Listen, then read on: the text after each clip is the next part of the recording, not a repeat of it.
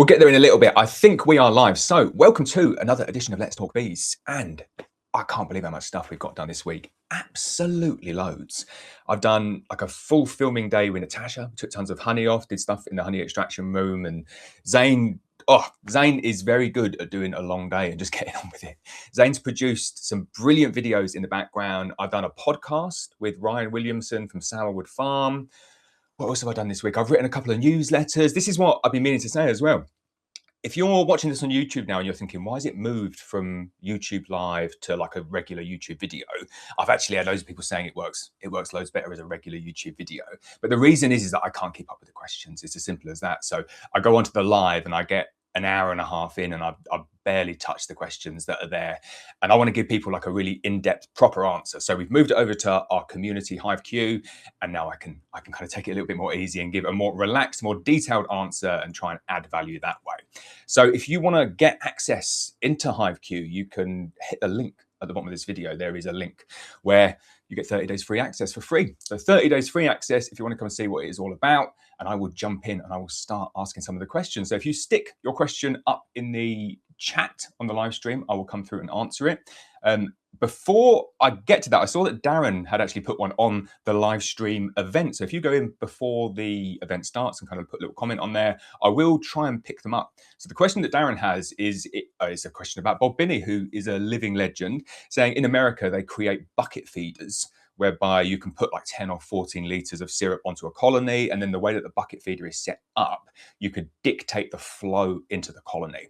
Whereas in the UK, generally use rapid feeders whereby you put the syrup on and the bees the humans don't have a way of restricting the flow. There are actually a couple of options that you can use on the rapid feeders to slow that down. But generally, if you put 10 litres of syrup on a colony in a rapid feeder, you'll come back the next day and it's gone and it's completely congested the brood nest, which you'll see is the topic and the headline on a lot of the newsletters that we're doing at the moment. I will mention the newsletters at the end as well. There will be a link in the description because people are loving the newsletters that we're sending out, giving people the advice in advance of when it's happening. But it's a valid question from Darren there, which is how can you slow down the uptake of syrup in a big feeder like that? And all I would say is, if it ain't broke, like Bob Binney's method is a brilliant method. It's just it's a contact bucket feeder with some holes in it, or you can use gauze, or you can use different sizes of gauze and different sizes of hole, and you can, through design, dictate the speed in which the bees are going to take down that syrup. The only thing that I don't like about that system yet, and if I was going to go down the route of using a bucket feeder system, I would leave the buckets exposed on the top of the colony. So I'd end up with like a floor brood box crown board, and then just put the bucket feeder on top. I wouldn't try and engineer a solution where the bucket feeder sits in a box or it sits in a purpose-built eek. And because when you scale that thing, it just becomes a nightmare. And you just think, well, I got 100 buckets now and 100 boxes to put the buckets in, and I've got to store all of them. And then people say, oh yeah, but just use your brood boxes. And I'm like, yeah, but the brood boxes have got frames in. They're being used as brood boxes. So if I want to use one of the brood boxes, I have to take all the frames out and then put the bucket feeder in, and it's just a faff. So I love my poly ash feeders. You know, I love them, and I love them. I love them for not the reason that you've said there. You can't restrict the flow very well on a poly ash feeder. So the way that I get around that is I just do regular feeding, and I go back in every week. And you don't need to do any more regular feeding than going in every single week. Okay, it would be ideal to go in every day and give them, I don't know, 300 milliliters of syrup. Probably more realistic for the bees taking that down and slightly better for them, but it's marginal. I don't think it has that much of a difference. So I wouldn't worry too much about it. But it's a good shout. And if anyone's interested in that, I'll give you the details, Darren, if you want. You can make a few of them. They are so easy to make and would make an awesome little guide to show people how to make them. So here we go, giving you another job. Sorry about that. Got a few people saying hello. So we've got Simon. Hello, Simon. Hello, Paul. Hi, Darren. Oh, Darren is here and his plan did work. Dave and Ella, as always. Hi, guys.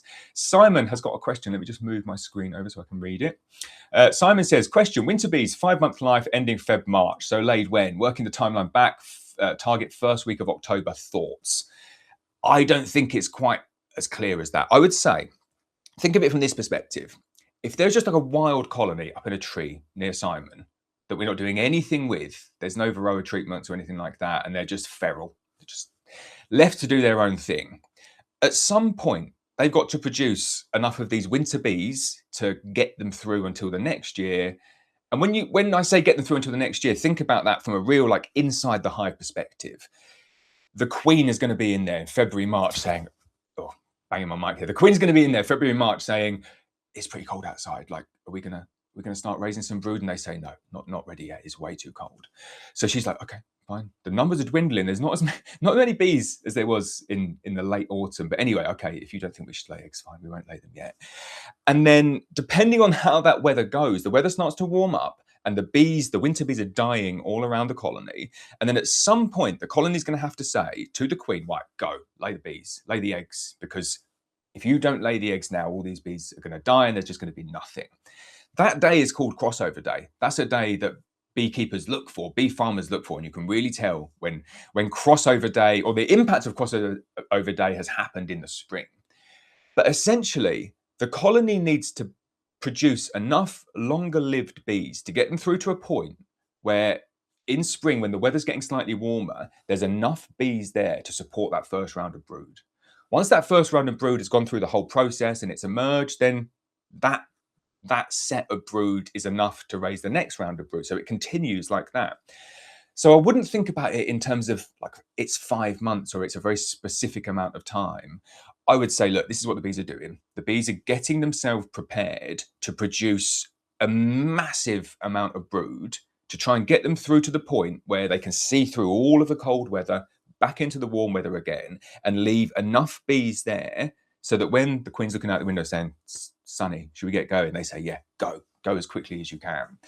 And it's not binary here. It's not a case of if the colony does well, it does well, and if it fails, it fails. There's a sliding scale. And this is the topic of this week's newsletter. You get to determine that sliding scale.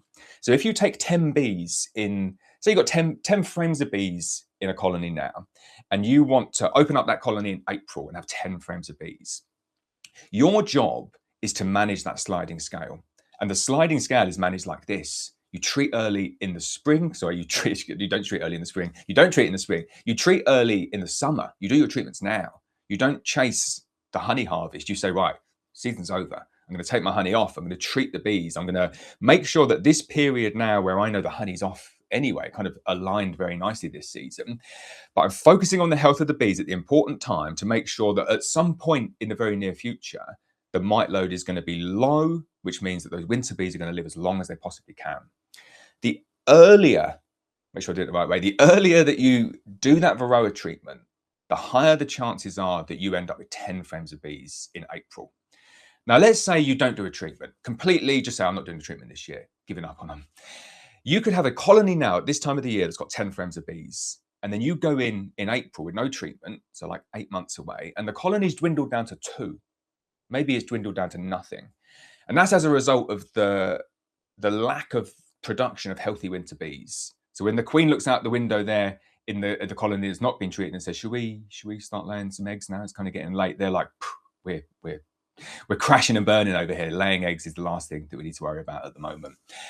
And your sliding scale is somewhere in between those two extremes. So doing the treatment at the right time with the right treatment, a nice high efficacy treatment like Apivar, or caging your queen and doing oxalic acid sublimation, versus doing nothing or doing your treatment or a different treatment somewhere in between. That's the sliding scale. So you get to dictate how big and how strong and how healthy your colony will be in April. And the sliding scale comes down to how greedy you want to be in the summer. It is as simple as that. It's a bit hard hitting, that one. Sorry, Simon. And I've gone way off topic. But I wouldn't worry too much about the technicalities. That's what I'm saying. Don't try and scientify it. I know it's hard for engineers to not do that. But I think just you can almost get into a mindset state. That's what's healthier at this point in the year, I think. Trying to categorize and make it too specific at this time of the year leads to the wrong behaviors, in my opinion, because the time of the year, the post-harvest and the winter season that we talk about loads in 14-Day Beekeeper is very simple. Do nothing. Like literally nothing. Just sit on your hands for 7 months and do nothing. And when people say, oh, but shouldn't you be checking for varroa? Shouldn't you be doing this? Shouldn't you be making sure that they've got enough of this and got enough of that? And I say, well, definitely you should, yeah. But if you follow the system properly, you can just kind of wash your hands of it in October and say it's done. And the work between like now and October is you go there once a week and just kind of heft them and give them a little bit of syrup. That's it. That's all you need to do now. There's hardly any jobs left of the season. It's brilliant. I love this time of the year. But you need to have the confidence in your own ability to get that working, and then have the confidence to say, I've done what I need to do. I've done all that I can do. I've given them the best possible chance of creating those winter bees. And what I'm best doing now is doing nothing. Any single time I go back into the colony now, I'm adding risk. I'm adding unnecessary risk. I do not need to be doing that. So there we go, Simon. I know that's not kind of what you asked, but there we go. Got a decent question. But I think in terms of the technicalities, I would say you're roughly right on that one. So for the distinction there in sugar syrup concentration, I think you're about spot on there. So what we say within the post-harvest system within 14-day beekeeper is to don't go into your colonies now and take all the honey off and dump 10 litres of 2-to-1 syrup into them. That's what some textbooks say, and that's what will get your bees in a whole lot of trouble, because we just spoke about the importance of raising winter bees. If you dump all the syrup in, you can't raise the winter bees. So we talk about this trickle feeding. We talk about feeding 1-to-1 syrup early on at this stage, that you're treading water. So you'll be going in now, no need to do inspections. You've got your apivar strips in going in, maybe half a litre, 1 litre, 2 litres of 1-to-1 sugar syrup each week that you go in, depending on how they heft. As you transition through towards the point of wanting to get the bees heavier, you're going to start moving over to 2-to-1 syrup, and then probably going to finish up with invert syrup. You can use 2-to-1 and invert interchangeably. So don't think you've got to go from 1-to-1 to 2-to-1 to invert. You can just go from 1-to-1 to invert, or 1-to-1 to 2-to-1. What you need is a much heavier syrup at that back end point of the year.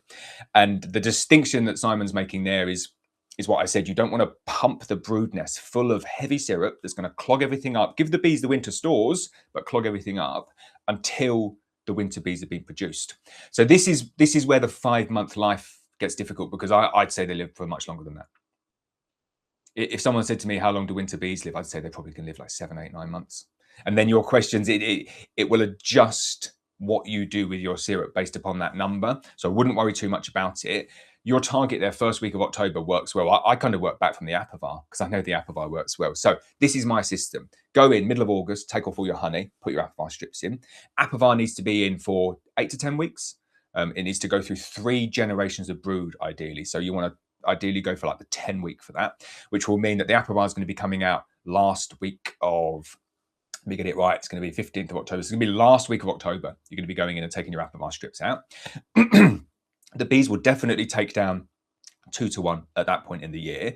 So you could push it, and you could feed 1-to-1 all the way up until, say, September.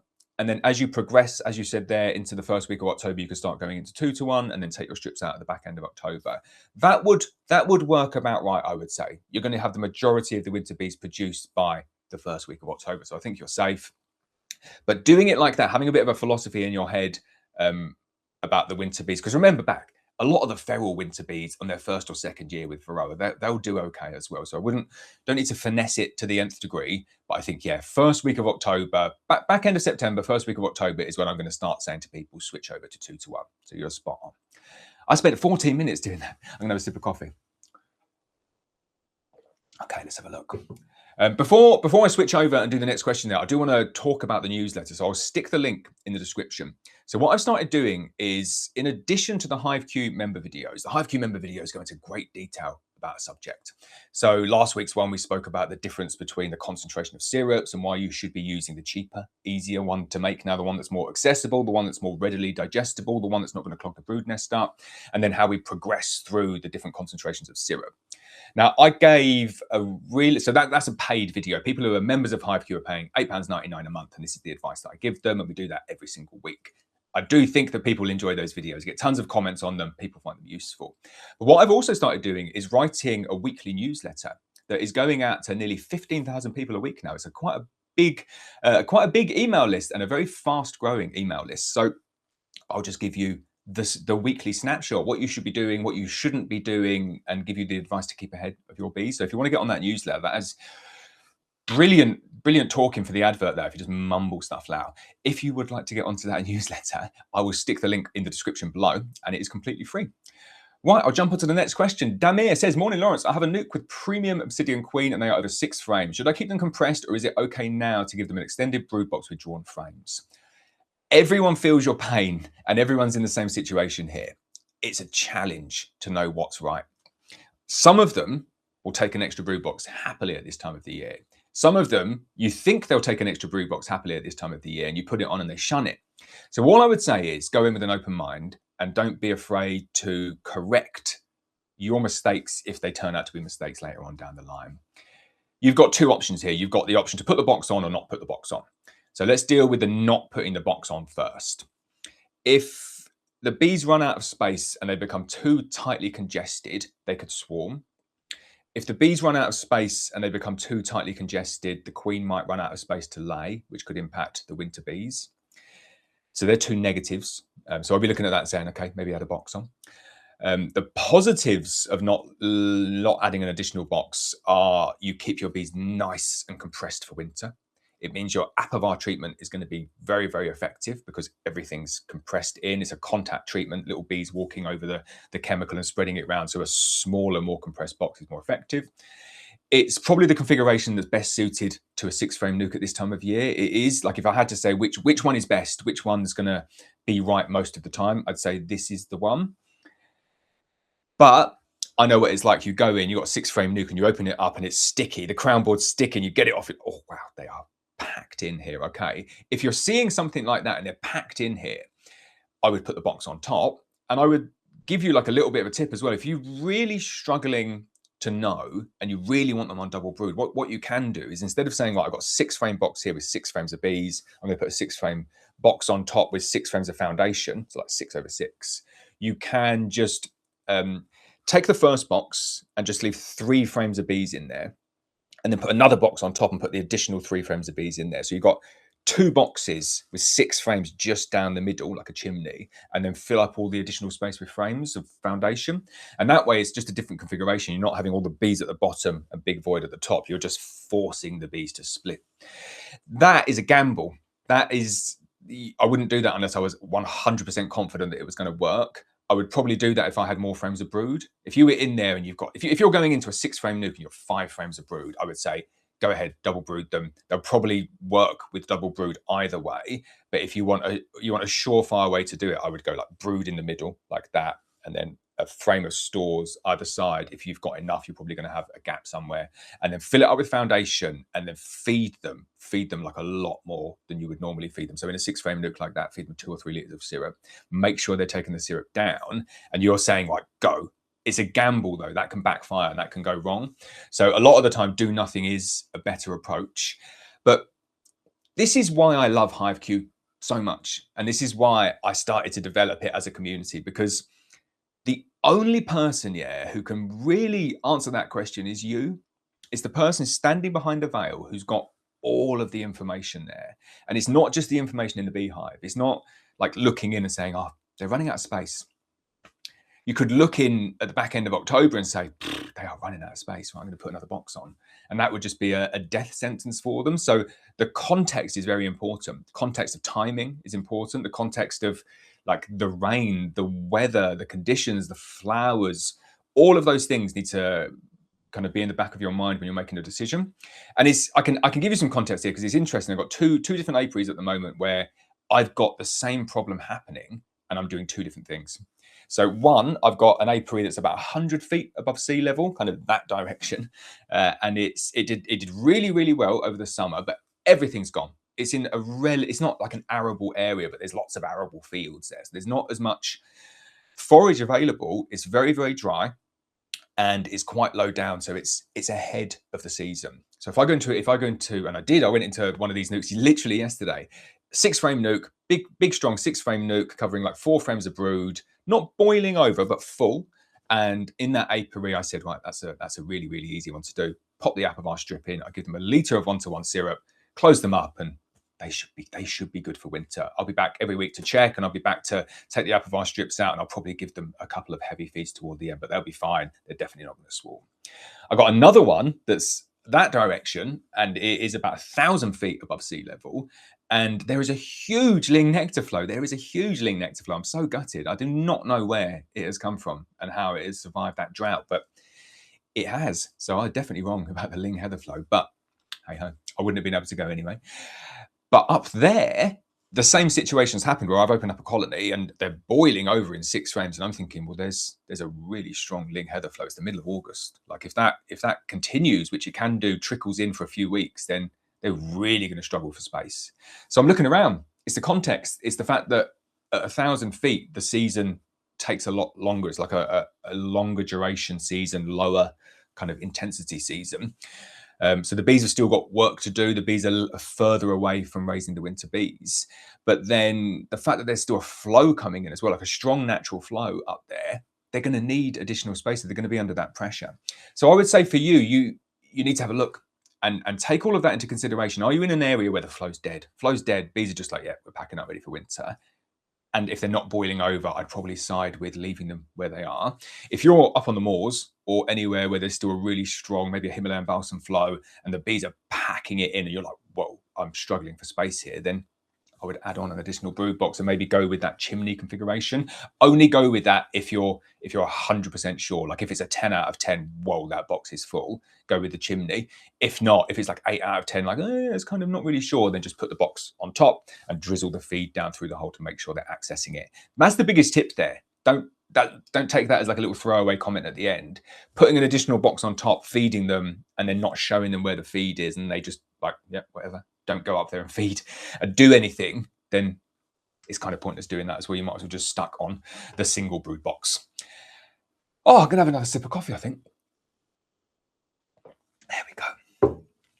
I should introduce some new stuff that happens. Things do move fast at Black Mountain Honey, I'm not gonna lie. So this week I took on a lot of feedback from people, and I like to think that I'm okay at taking feedback. I'm not. I'm okay at taking feedback. There we go. What people have told me this week, and see if you agree with it. Stick it in the comments if you're watching it on YouTube later. What people told me really in quite a strong fashion this week was, we do not want to have silent ASMR videos on Black Mountain Honey. We don't want them. So can you start talking, please? Can you start talking in videos? And when I got that feedback, I thought, I can. I've told you the reasons why I've stopped talking as much in the videos, or at least tried to stop talking as much in the videos, to produce like a better flow, better system, and give me more options in the quieter season as well. But it was really clear that it didn't work. Didn't work at all. People said, just, why are you doing that? Like, why are you doing that thing there? Can you just tell us why you're doing that thing? So people want the education. People want the talking. So I got that.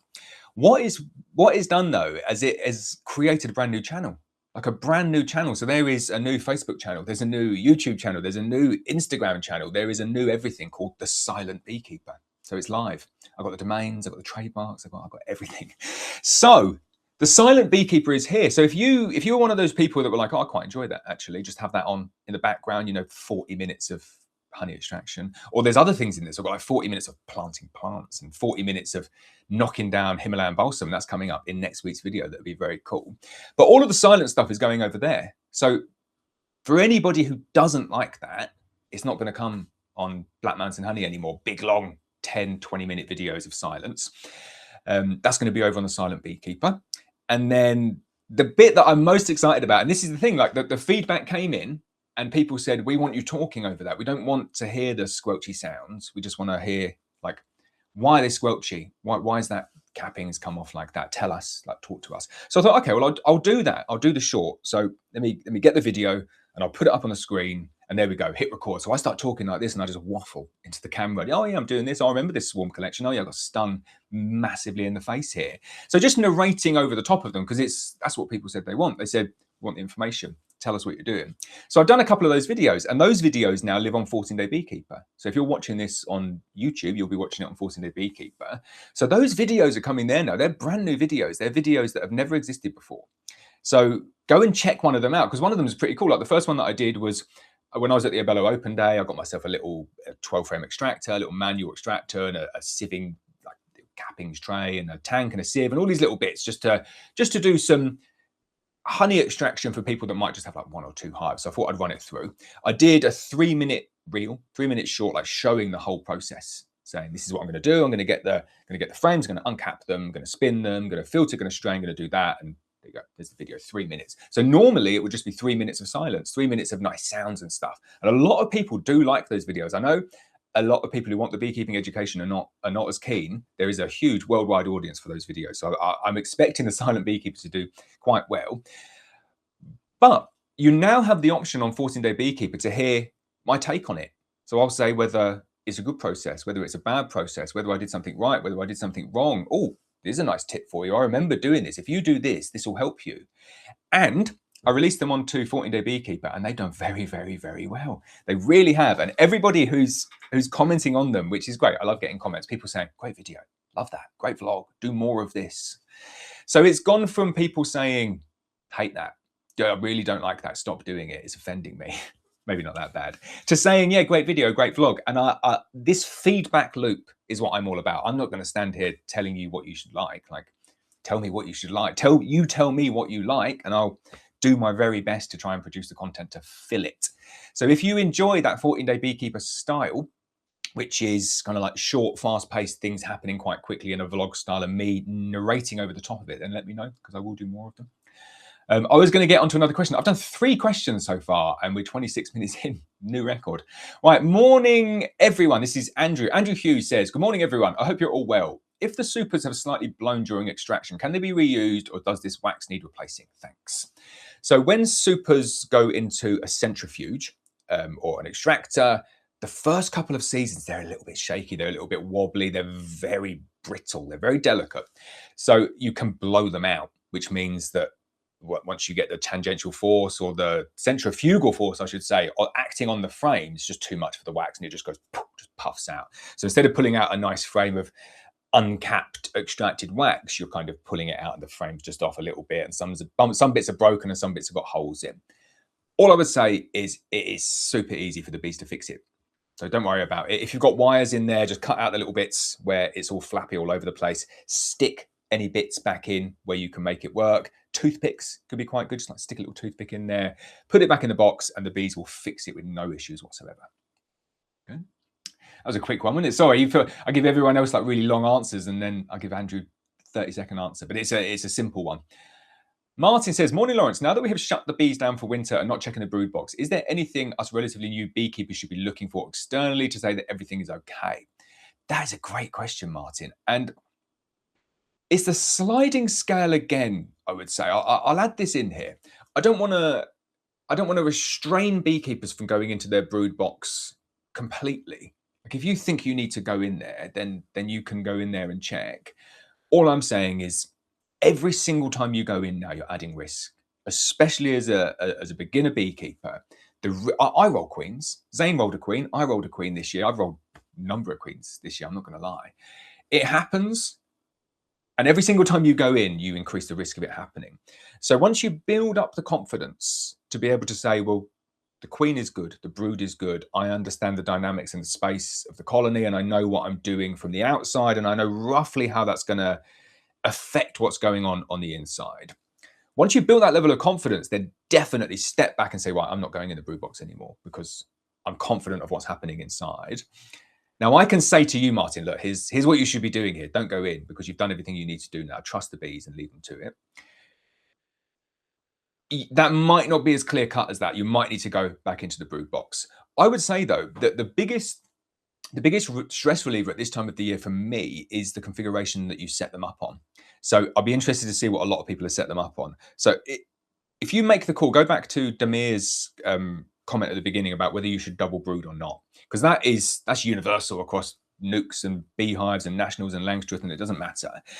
Should you double brood or not? And if you push the honey season later, so say you push the honey season to the back end of August, early September, and you go in and you take the 6 supers off and you're down to a single brood box and you're thinking, oh, the bees have not got enough space here, they're really bearding.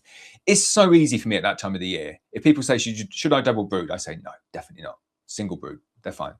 They'll compress in and that's perfect. And that's a really good overwintering system. Whereas if you're doing it back end of July or early August like this year, and you've double brooded and you've gone ahead and done it, Sorry, or even if you've taken the honey, or if you've taken the 6 supers off back end of July or August this year, and then you're thinking, should I double brood? I'd be saying yes, definitely double brood, because there's still like 4 to 6 weeks left where the bees are going to be very, very active.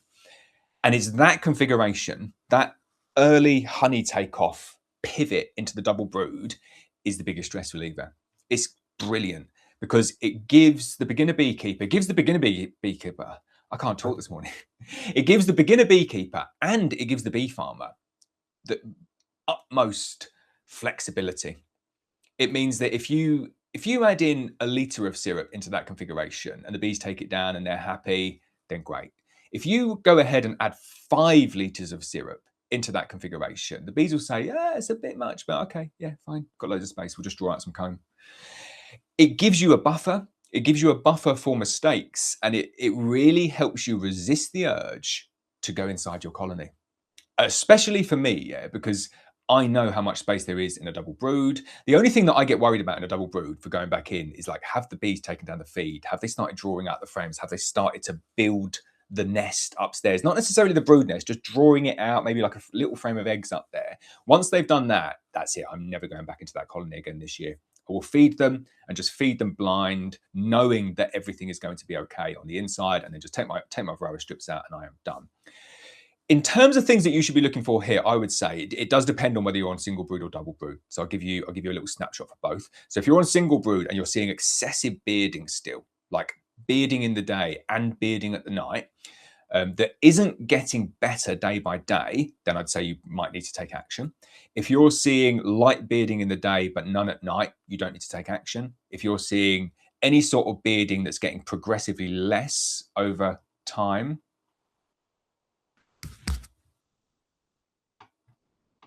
I'm just sorry. I'm just looking down there. I saw like tons and tons and tons of people all moving, like doing comments all at once there. And I thought my mic had gone again. So I panicked. Sorry. I'll get back to your question there. So yeah, so I completely lost where I was there, Martin. It was like D-Day again. It will be fine. If you've done all of that stuff, trust the system, but look for those things. Bearding's probably going to be the biggest one. Don't worry about the queen. Yeah, if the queen was there before and you put her in safely and the brood was good before, the queen will be good. Don't worry about varroa loads. Yeah, you're not got to worry about varroa loads. You've got your treatments in. You're doing everything you possibly can. Space is probably the one that I'd be worrying about the most. Both the compression that might give you swarming, which I have to say, where you are in the islands of Scotland, is going to be very, very low. So probably wouldn't worry too much about that. The bigger risk on a single brood, and not necessarily the thing that you should be looking for externally, is it's the beekeeper risk, which is putting too much syrup in too fast. So as long as you're seeing activity, as long as you're going there regularly, giving them one-to-one syrup, small amounts. If you're seeing pollen coming in, brilliant. That's what you want to be seeing. Pollen coming in is the best sign ever. Just shows that everything's working. And not necessarily because people think, oh, well, they've gone out to collect protein, which means that they must be brood rearing. Doesn't mean that at all. Just means they're out collecting pollen and bringing it back to the hive.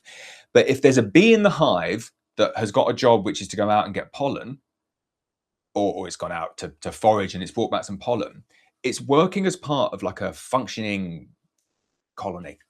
So it gives you the best sign that all is well. So there we go, Martin, a few things to look out for there. I'm going to have another little sip of my coffee. So Roger says, I have left a super on with marked frames and put the apivar strips into brood. Should I have removed the queen excluder? I love this question, Roger. I'm gonna not answer the last line yet. I'll answer it in a little bit.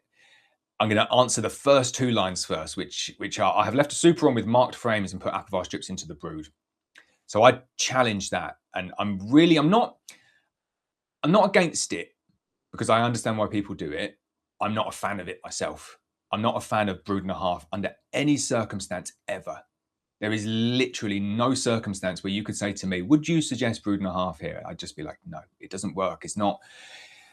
I think it makes life difficult for the beekeeper. It makes life difficult for the bees, and it doesn't necessarily fulfill the objective that the beekeeper is trying to fulfill, which is to give the bees enough food to get over winter and to give the bees enough of like the honey. They should have the honey and not the stores or the syrup that we're feeding.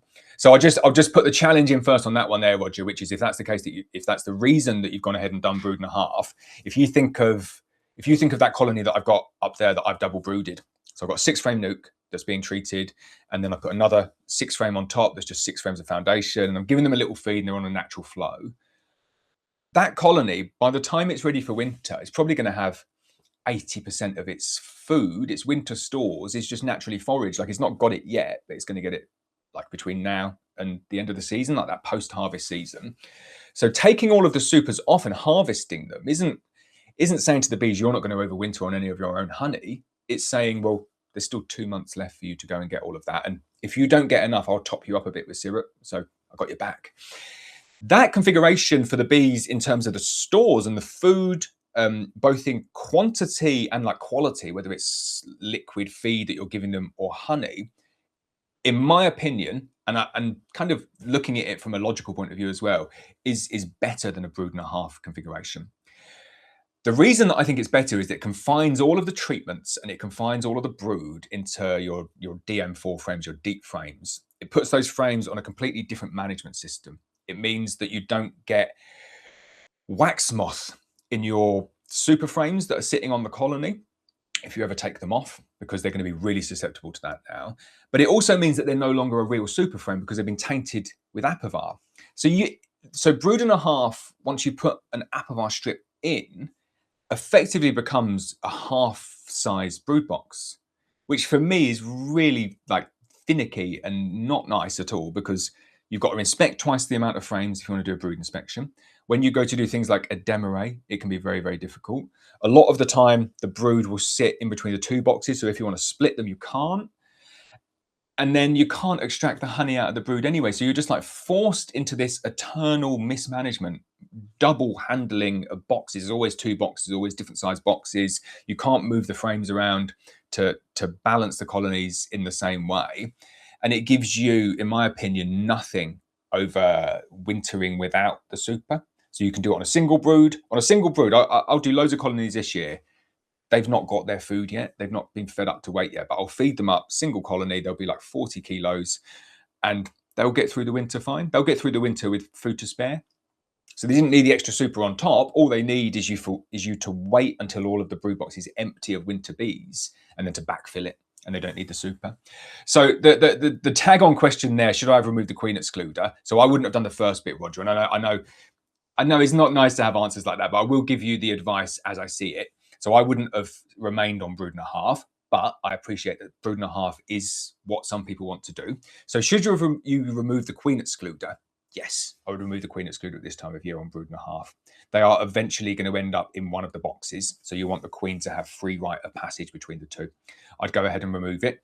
If you've not done it yet, I would just not put the apivar strips in, take the honey super off, go and extract it, get them on double brood if they need it and give them a really good feed. And then watch how much honey they store kind of over the next few weeks. And you've got to remember the ivy's still to come. The ivy yields potentially very, very well in the UK. You don't often see the honey in the jar because it crystallizes and goes quite hard, very, very quickly and tastes a bit like socks. But it's good for the bees, and the bees will put on a huge amount of weight if they get a good ivy flow. So we're not preparing the bees' stores for winter yet. We're preparing the bees to get ready for winter. It's a kind of a small distinction between the 2, but a very important distinction. We're not feeding them up to weight just yet. Dave and Ella said, we wanted to thank you, Lawrence, for your knowledge and support from collecting our first overwinter nuke in April, splitting that colony, introducing the new queen, and unexpectedly harvesting in 28 jars of honey in August. 14-day Beekeeper, HiveQ, and Let's Talk Bees have been invaluable. Oh, I love that so much. And you have been ever present. You've been here literally every single stream. I love it. And I don't know how to say it. I'm kind of getting towards the end of the season and I'm looking at the calendar for Let's Talk Bees and I see, well, this one here is the second to last weekly Let's Talk Bees. And then next week is the last weekly Let's Talk Bees. Like, that's it. We're done for the season. And then it goes over to just once a month. And I'm a bit sad. I'm a little bit sad because I'm here every single week doing it. And the same people are here and we have a chat and these might be valuable to you, but they're valuable to me as well. Like I really enjoy my time doing my streams at this time of the day because it works for me. Like my kids are still asleep. My wife's probably up now, doing something, but I'm not needed at this time of the day. So this is a really valuable time for me. And to see people coming back again and again and having the success that you've had using our systems is just brilliant. I love it. So anybody else who has similar experiences, feel free to comment. I love it. Simon says, my bees are on the heather. One hive has a very distinct smell of heather honey. Oh, nice. That's crazy that you can put the attachments up on there as well. I'm not sure. I don't think I can show that. That's cool. Can anybody else see that attachment? We need to try this again for next time. If you can add images in the chat, I'd be very, very happy about this. Martin Miller says, sorry, folks, I like the silent videos. So this is the bit, and this is where I kind of look back and think, oh, I've made so many mistakes when it comes to YouTube. So I can't keep everyone happy. No way that I can keep everyone happy at all. And what somebody likes, the other person might hate. So what I've realized is that I can't force all of that onto the Black Mountain Honey YouTube channel.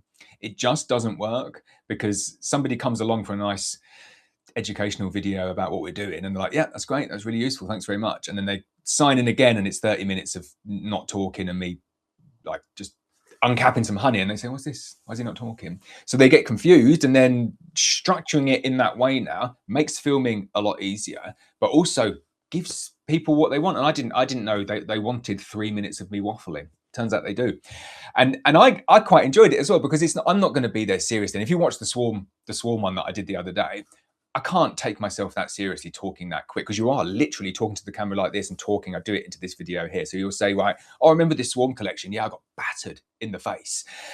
And it brings back all the little things that you thought about during the swarm collection or during the process that you didn't say at the time, that are potentially very valuable to people. It's reflecting on things, and I could do it with the old videos as well. This is the other thing. I'm just going to go back through and watch some of my old videos again because some of the advice is brilliant. Some of the advice is terrible. And I can give you that context now. I can say, well, having done that for 3 years, I developed it into something slightly different. And then, whoa, something else brilliant came along. And this was fantastic.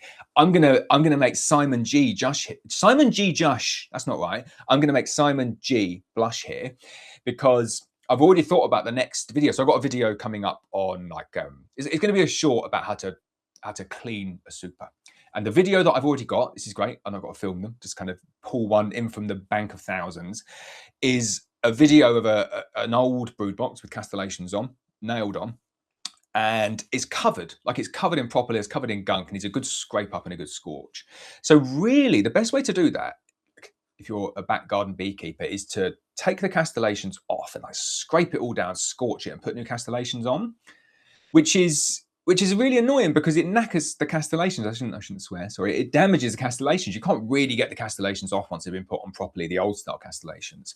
So every time you do it, you lose your castellations, and it's time to put them back on again. So a lot of people don't do it. A lot of people just say, I'm not going to ever clean the supers with castellations on, which, to be honest, you don't really need to do.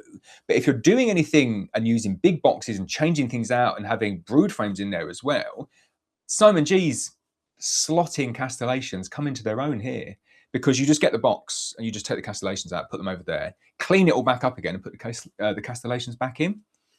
That is like the coolest thing ever. I love it. It fixes a problem.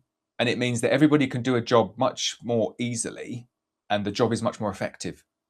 So there we go. Like that's the context that I'd add on that video there, which is, look, I'm taking off these castellations here and they're going to have to go in the bin, which is a little bit sad. And Simon G's castellations has fixed that problem now. I'd tell you something else that's funny about your castellations as well, Simon. Yeah. You know how normal castellations, if you so much as look at them the wrong way, they twist and bend and warp. I'm not going to lie, I missed a box here. I'm burning a couple of boxes because they were just knackered. And I put one of your castellations in and it went into like quite a big fire. And I saw it. I looked at the fire. I was like, oh, God, I burnt one of Simon's castellations. So I went and got it out and it's covered. It's like white and ash. And I've looked at it like this, dead straight, like not warped at all through a massive fire. Obviously, like made of stainless, so it's a lot more stable. It's brilliant, really, really good. So it made me very, very happy. Okay, I realised that I've created carnage in the chat now with people putting images in there. I can't see what's going on. Right, I'll jump on to the next one, but your castellations are very good, and I hope people do like those videos. I will continue to do more. But for Martin, the silent videos will exist as well. So everyone knows their place, and all the videos have got the home. Oh, James enjoyed the video as well. Simon waited all the way through the video for the talking to start. That's good. You're on the wrong channel. James says, "Hi Lawrence, I got excited when you mentioned in Zane's first newt you were going to blow off the bees. Didn't see this as it was a bit of a trial for me and could do with some tips. I get nervous blowing off bees, and I shouldn't get nervous because I should just stand by what I believe, which is it is way less damaging for the bees blowing them off compared to pretty much any other technique. Now, you could say, well, clearing bees is surely way less damaging on the bees. And I say, well, if it's 100% effective, yes, I'd agree. It's very, very rarely 100% effective. So what you end up doing is double handling, double working, and going and doing all the work of lifting up all the boxes and the supers and stuff, crushing bees in the meantime, putting the clearer boards in. And then you get to the clearer boards and 80% of the bees have gone if you get a good flow. And sometimes you get high, you'll get like 95, 98% of the bees have gone on a good flow. If you've not got a good flow, you might have 30 or 40% of the bees left in there. Even if you've just got 5 or 10% of the bees left in there, you still got to get them out. So you still go back to the blower and blow them out. And blowing out, it's weird, blowing out 5 to 10% of bees in a super is like way more difficult than blowing out 100% of the bees in a super. It's strange. I'm guessing because there's like a mass, so they just go, whoom, just go flying out. So I've done a video. We had Natasha up over the weekend, not the weekend, this week, and we did some blowing out, and I did some blowing. So we got some B-roll of it. So I will do a video. I just know what will happen. Yeah, I'll do the video, and it'll just get hammered on YouTube with people saying that's so inhumane, and then I'll just get caught up in trying to justify why it's not. It's very, very humane. Because the other way of doing it, and this is what I see people doing, is they put the clearer boards in, and then there's a few bees left, so they just get a bee brush, and they're just like killing all the bees with their bee brush, and you've killed a lot of bees that way. So with the blower, all I do is I just take the super off, get it straight off, put it onto a hive, upstand with the frames going up like that. So a couple of tips if you're blowing bees: they have to be on shallows. Yeah, they have to be castellated. Those two things. Don't blow bees unless you've got those two things in place. The wider the castellations, the better. Do those things, take the super, put it down like on the adjacent beehive with the frames going upwards like that, nothing in front of it, get the blower, blow all the bees out from the back, so you're coming in from the top down, and then spin it round, you get a few off the back like that, go again from the front, blow the last ones out, 10 seconds, and they're all out. You just blow them into the air, that's it. They're up into the air like that, and then they just all come back into the hive. And you'll see a few on the floor, and they'll cluster up, and then you go back at the end of the day, and they're all in the hive, and there's no dead bees on the floor. So they're fine. Like, it works really, really well. I will do a video on that because it's, oh yeah, I'll do a video. Just got to come out, get confident, eh? Morning, Nessa. Let me have a sip of coffee before we go on to John's. John says, been waiting all year on a bit of content with Richard. I know he doesn't like it, but he's brilliant and his beekeeping seems so simple and straightforward. I have been waiting all year on some content with Richard as well. Unfortunately for Richard, and for me, he is very, very busy, like crazy busy. And it's difficult getting down there and doing stuff in the season with him. We did have a day booked, and then I had to cancel it. And then we had another day booked, and then I had to cancel it again. So I've messed Richard around this year. It's like I don't want to like sob story it. The kind of treatments and stuff my wife's going through, just there's lots of treatments, so there's not that many free days in the week to do stuff like this. What I've said to Richard though is, so he's coming up. I've got 15th of September. We're going down to see Richard, which is a bit late in the year, but we'll still be able to like take a peek inside some of the colonies, I think. And then what he's going to do is he's going to come up to the forest, and we're going to set up a few things for over winter where he's got more time. So he's going to come up, he's going to show me how he like resets his frames. He's going to show me how he scorches his boxes. He's going to show me how he dips his boxes. He's going to show me how everything gets melted down. We'll do some stuff with beeswax. He's going to show me his bleaching setup for poly boxes, and he'll do all of that up at the forest. So there will be more Richard content, but unfortunately it has to be winter content. Darren says, saw mine bringing in some vibrant yellow and orange pollen yesterday. It took me back to the start of the year. You do get that in, it could be dandelion, could be just like a flush of dandelions again. But you do get that at times like this, seasons like this, where it's crazy. Like the plants don't know what's going on. They're like, what what is April? No, like it's August. What are you talking about? Oh yeah, okay, sorry. Just go back in. But you will get flushes of random spring plants at this time of the year. I want to do more when it comes to tracking pollen. I love looking at pollen and identifying it from the plants. It's quite cool. John says, morning, Lawrence. I've got one hive where they keep making supersedure cells. The bees have plenty of room. She's laying well, and I've clipped the queen. I'm going in weekly and knocking these cells down, hoping that they eventually stop making these queen cells. Is this right, or should I just do a split and take the chance that they'll be okay, seeing as it's late in the year and getting mated queens is getting difficult? So I would challenge are they definitely supersedure cells? So for supersedure cells, you're expecting to see this. You're going to go into a colony and you're just going to find like 1 or 2 random cells. That's it, anywhere. Generally going to be on the face of the frame, but could be anywhere. But it's the quantity. Is it 1 cell or is it 2 cells in the colony? And then I would treat it as supersedure. If you're going in and seeing like 8 cells, again, doesn't matter where they are, it's swarming and the bees are trying to swarm. So you need to identify which one of those it is. If it's supersedure and they're consistently doing it again and again and again, it could be a timing thing, could be trying to introduce a buckfast queen into like dark bees, and you need to get to a point where the new queen's brood is emerging, and then that should suppress the supersedure urge. So I'd be taking down all the cells. If it's not the case and you're seeing poor brood patterns, spotty brood, multiple eggs, other stuff going wrong, I'd take that as a sign that the queen's no good. The queen needs replacing. If it's one of our queens, give me a shout. We'll fix that for you.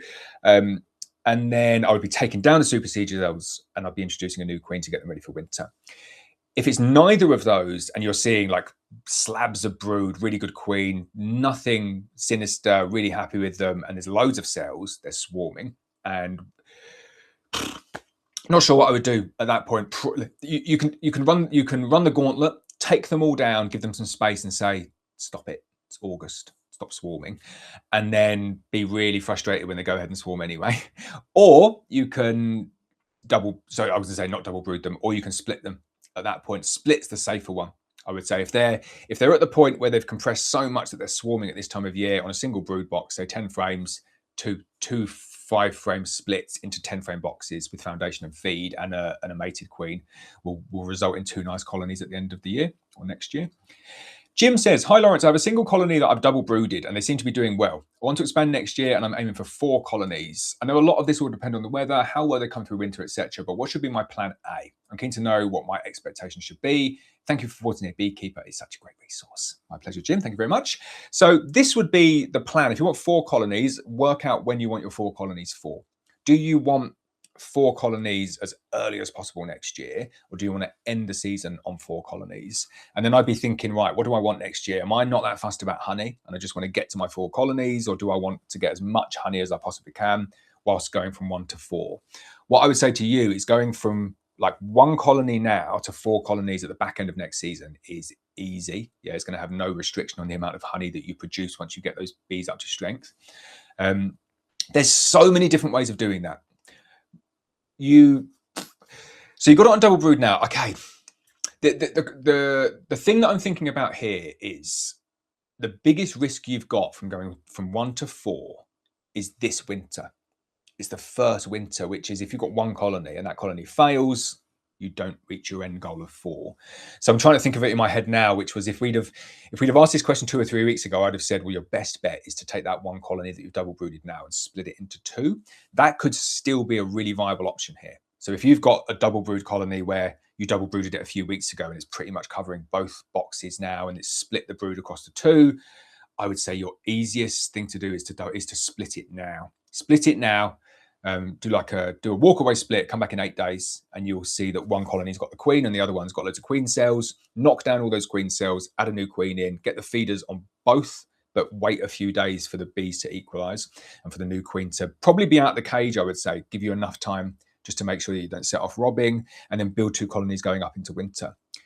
That way, you've got a couple of options there, which is if you get your 2 colonies through winter, to get to 4 is super easy. I would just say, right, manage those 2 colonies as production colonies, do a demo on them, build them nice and strong for winter, brood box, 2 supers, shift the box up to the top, get them to double brood, run the spring as a double brood like that, or a demo like that, get as much honey as you can.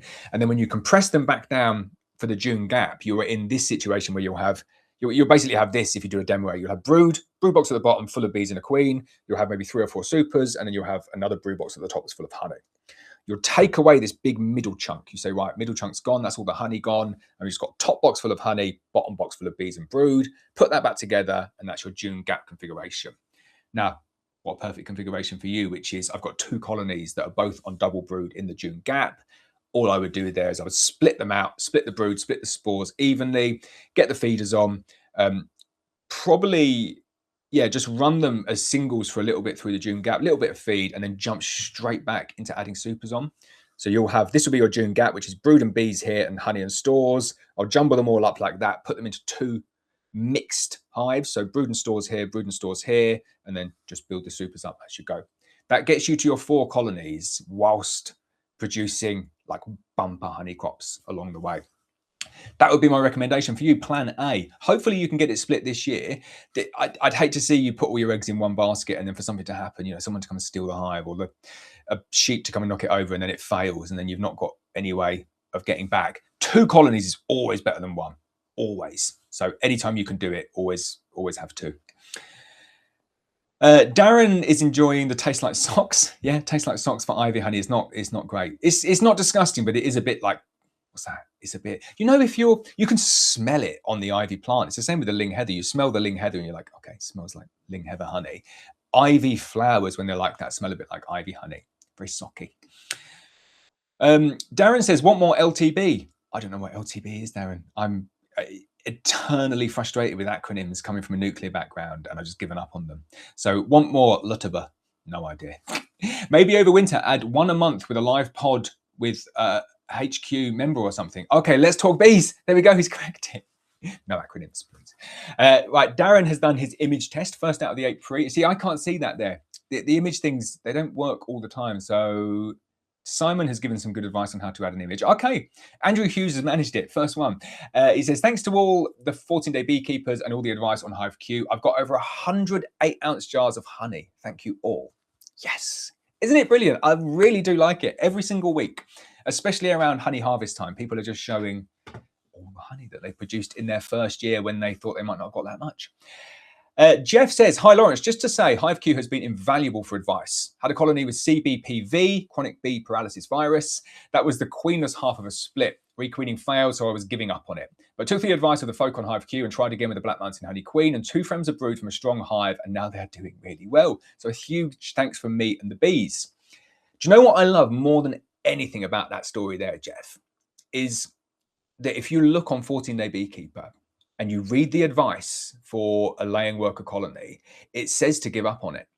So my standard advice here is, don't chase after a failing split like that. You're much better off shaking the bees out and going and making a nice healthy split elsewhere. However, if you want to really kind of nurse a colony back up, you can add a couple of frames of brood in. You add 1 frame of brood, let the bees emerge, add another frame of brood, let the bees emerge.